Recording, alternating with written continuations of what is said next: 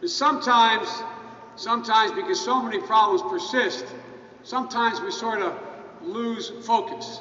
Sometimes we lose a little faith. Sometimes we wonder whether or not that moral arc of the universe really is bending toward justice. I can remember as a kid in Wilmington, Delaware, working on the East Side in 1965 when a guy named Martin Luther King was standing outside the gates of this college. And at that time, I remember Dr. King talking about the fact that he said, injustice anywhere, and he repeated this many times, is a threat to justice everywhere.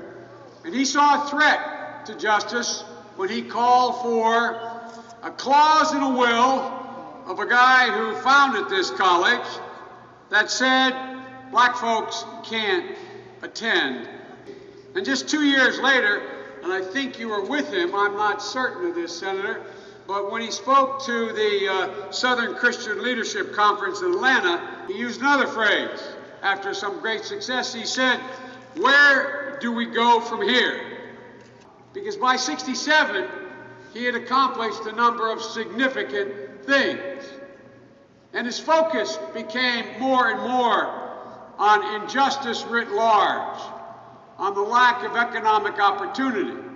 Everybody forgets that the March on Washington, his famous I Have a Dream speech, was about economic justice. That's what he was talking about then. Well, there's still much injustice in the world, but today I'd like to pose a different question. Where have we come from 47 years ago when he stood outside the gates of Gerard College? Where we are today, just remind yourself, look around. Not only is there an African-American female president of this institution, but there are thousands of you on this campus talking about and acting and doing something about the injustice that continues to exist in this country, in this world.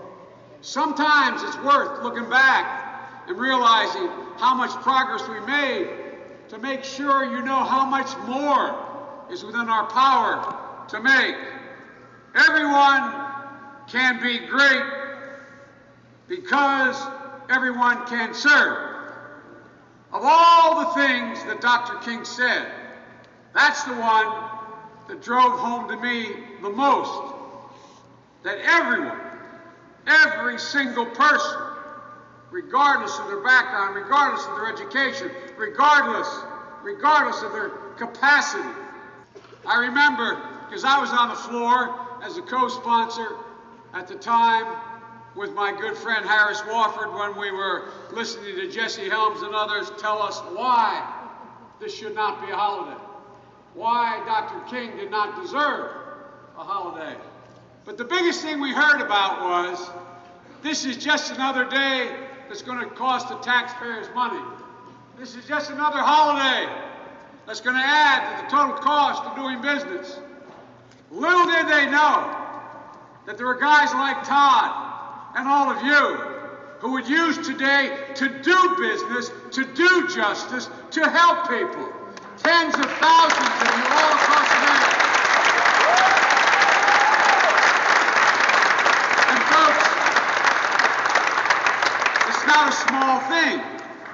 Ladies and gentlemen, the greatest thing you can do for another human being, in my view, is let them know you understand what they're going through, and then try, just engage in one act of kindness. Ladies and gentlemen, today, Gerard College is the center, as Todd has pointed out, of over 80,000 people around this city doing one act of kindness, and some of you, many, many more.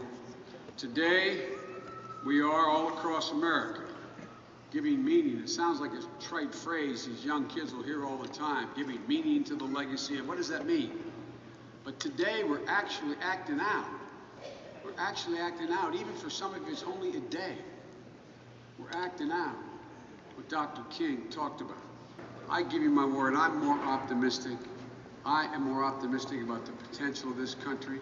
I am more optimistic about what we can do. I'm more optimistic about our ability to lead the world and lead this nation than I ever was, even when I was a 29-year-old kid. And you know, one of the reasons why optimism is, I guess I'm getting old enough to be able to look back as I go forward and remember what it used to be and take a look at what it is now. It's not just that you would not be allowed in here, Madam President, 47 years ago. You would not be allowed in here. You would not be allowed to be a student here, let alone work here, let alone be the president. But it's so much more than that. Dr. King, to me, was the epitome of optimism. You know, everybody takes different things from the famous men and women of our country. To me, literally, not a joke, as a kid, what he was all about was, my God, he really believes we can do these things. My God, he really believes it. It wasn't just he was doing something. He wasn't being a martyr. He really believed we could do something.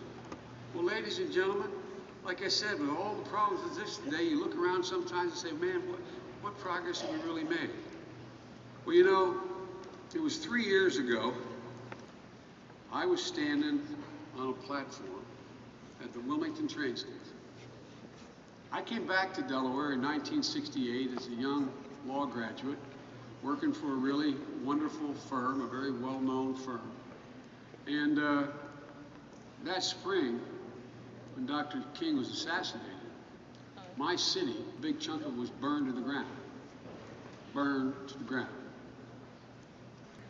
I couldn't believe it. And I quit my job and I went and worked as a public defender.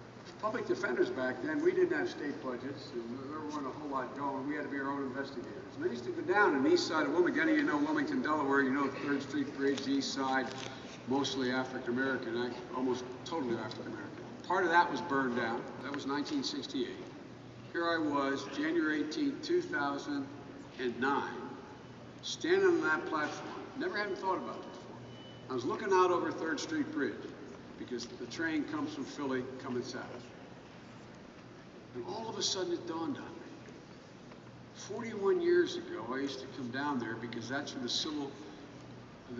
the National Guard was bivouacked. That's where they stayed to investigate allegations of crime against my clients. And I'm looking up the track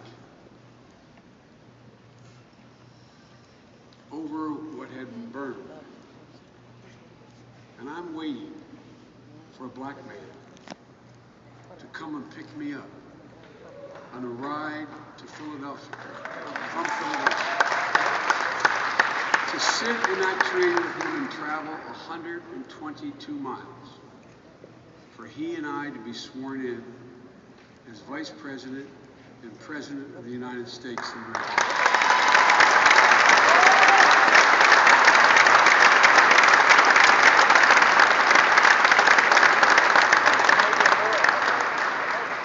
That, to me, was the absolute most vivid validation of what I said in the very beginning, when Dr. King said, the arc of the moral universe is long, but it bends toward justice.